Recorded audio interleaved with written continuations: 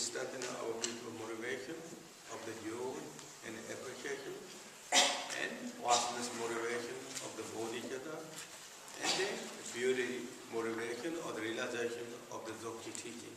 As entirely everything is in three kaya status. So bring out those realization, understanding clearly on the spotlight, and then we follow the teachings.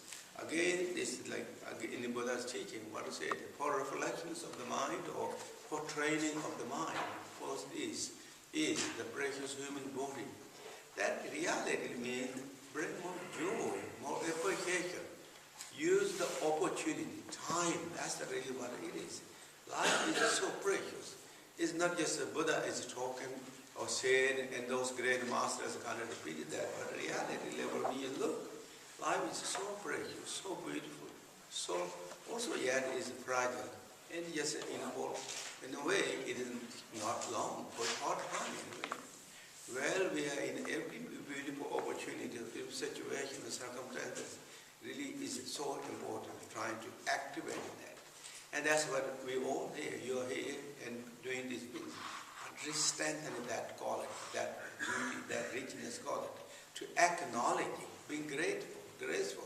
Those are known as Dharma practices. What it does, it brings more heart, soft heart, tender heart, more practical, more sensible, more common senses. Senses, all good things what we talk, all that really comes with this kind of when we respect and appreciate and enjoy what we have, what we are surrounded, what we are. And then particularly teaching is also so precious. In the Buddha's teaching, for example, we all have the 18 endowments. 18 endowments, not every living being has the 18 endowments, even they have the beautiful precious lives, or the human beings. We all have these 18 endowments, precious qualities.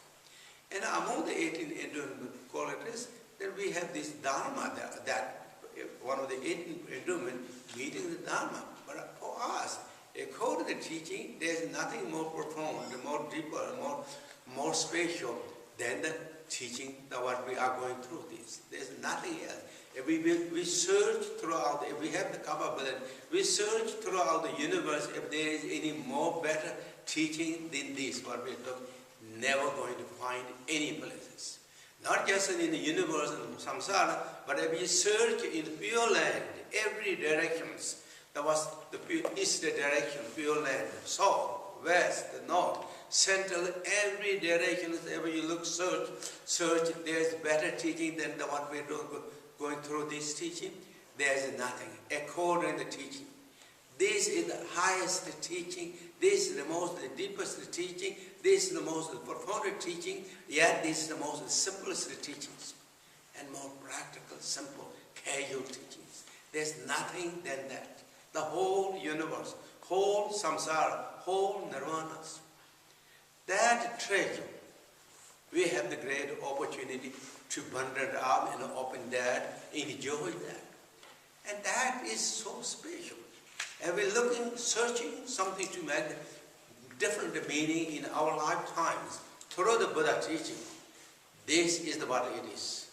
There's nothing more better, beautiful, special this. Even in Buddha give the teachings such as known as the 9 jhana teachings. All those teachings, one after another, there's so many levels of teaching. All is so precious. But according to Dzogchen teaching, all those 8 jhana teachings are the teachings of conceptions. How to eliminate the conception by conceptions. That's what called in the Goyangarbhata, the teaching, until the 8 jhana, or until all these 8 jhana teachings, is to subdue, to remove, to clear away the conception by conceptions. This Dzogchen teaching is the beyond the conception teachings. You're touching to the direct core of the true nature. Therefore, often say, Dzogchen teaching, the primordial wisdom is beyond the mind. Beyond the mind. Beyond the conception, that means. We are connecting, touching that. Today we have this, through the blessings of the gracious teacher Buddha Shakyamuni and Garab Dorji and all the Gurupema Sambhava Matra, that that we are connected to this teaching, a great Ungchi by all that teaching. Therefore, this should be, again, in the teaching said, preserve and enjoy with joy and appreciation, devotions. Devotion is not just a kind of making favor to someone else. Devotion means bring rich in heart, calm, peaceful, richness, joy. How we are abundant with all this richness, really beautiful. That is devotion. It's not devotion, it's kind of intellectual thing. Oh, devotion is something kind of like all those who are thinking spiritual. But those people who have the joy in the devotion, they are full of richness. Heart is rich, not poor, not dry, not kind of hesitation, jumping in all the time, back and forth, not rested. Generally, samsara beings are known as wandering beings. Even if we are settled in the spiritual ground, many times we jump, this and that, and all that. Then, when we have the devotion, we bundle up. Look this to the great master Jigme Lumpa. Once he reached it, he settled. For example, of course, he is the emanation of the great beings. But once he reached it, he settled. And look to read to the life story of the great master Malarepa. When he received the teaching, he settled. He solidly settles, completely settled with the spiritual ground, with the devotion, with the richness.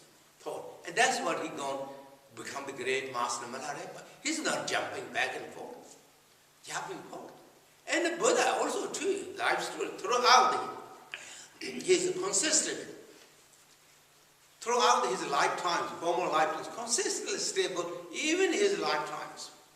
Of course, the Buddha is, according to many levels, is already 10th Bodhisattva, generally.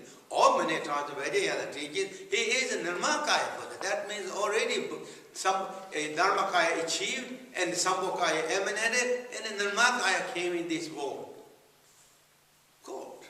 Even he settled. 6 year ascetic practice. Look to his courage and commitment and confidence.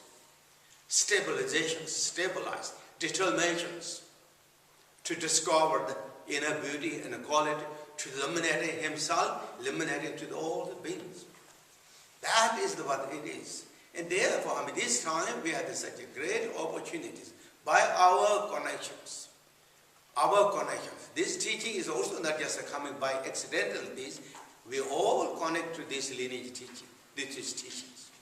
This is your treasures, our inheritance, our inheritance of our parents, those great parents, father and mother of all those great beings. Their legacy, their inheritance, their richness, we are connected to that. We are connected to that skill. And connect that, absorb to the heart with full joy and appreciation. That is really so important. Again, just reminding this for all of us. This is what we have beautiful, all these things. Then teaching is, again, the teaching is so fresh and so beautiful. This is kept continually from the beginning of time as it's transmitted until now, not spoiled by the intellectual attitude or the consumption. Keep the clay distill that pristine qualities continually maintained by all those great lineage practice and the masters until now. So it is just really wonderful and beautiful. Today we are connected to that. And now in the Dzogchen